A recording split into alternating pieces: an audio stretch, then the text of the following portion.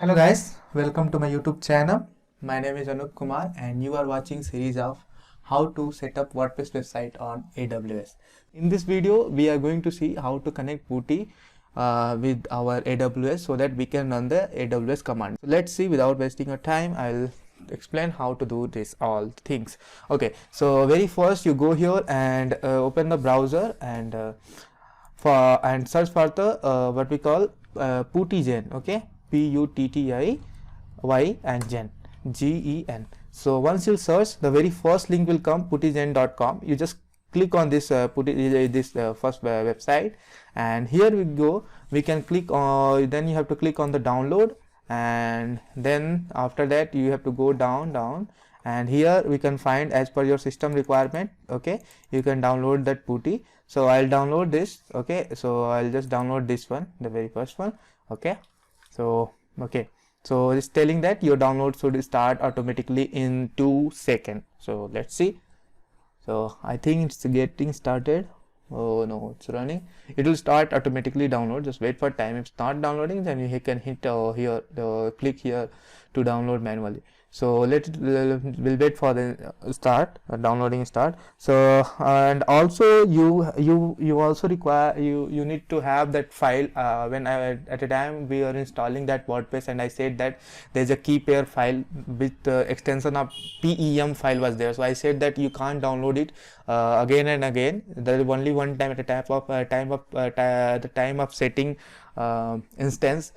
That time only you can download. So I hope you have that file, because that file we are going to use at a time of download, that doing all the process in that video, how to install WordPress by using Bitnami software. I said that whenever we are going to connect with Putty and all, so that case we are going to use that file. So okay, so that was not downloading. I will hit this and it will start downloading. So fine. So here downloading is done, and if you have to click on this, and then you have to run that. So I have already that software I have, so I'm not going to run it and all. So fine. So this is how we can do it. So once your installation is done, what you have to do, you have to go to your start menu and the search for, first of all we have to convert your .pem file, whatever you download. I'll show that file so you'll have a clear idea, because all time I'm saying. So we downloaded one file that is here. I hope I can find here. So just wait for a moment. I'll go to the right directory where I stored. I hope you guys also are having that file. Yeah, so that time last project we set up with the name of techdisk.pem, right?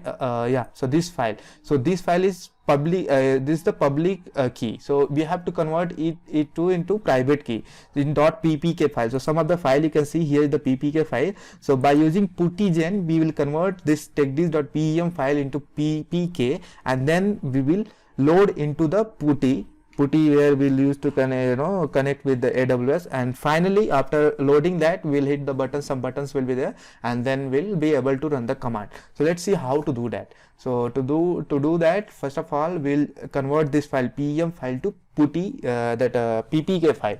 So let's do it. So you have to search, after installing Putty, you have to search for PuttyGen. So this will be in your search. It must be there. If it is not there, then you can again go to the browser and search for the PuttyGen and download PuttyGen. Okay, so here I'm searching. Okay, so it's saying, and okay, this will open the generator, PuttyGen key generator, and then you have to load this PEM file. So we just I will go here and then is select all.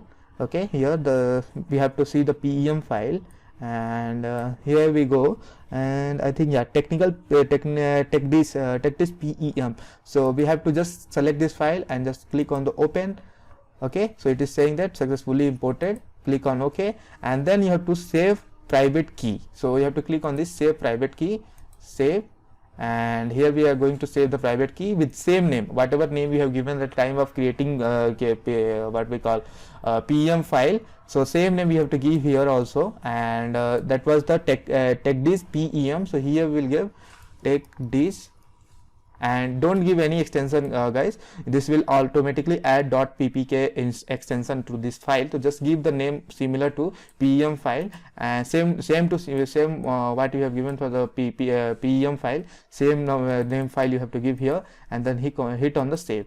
So finally we have created a private key to connect, and this key we are going to use at a time of connecting our PuTTY to AWS. So here we can see, so here techdisk.ppk is there, right?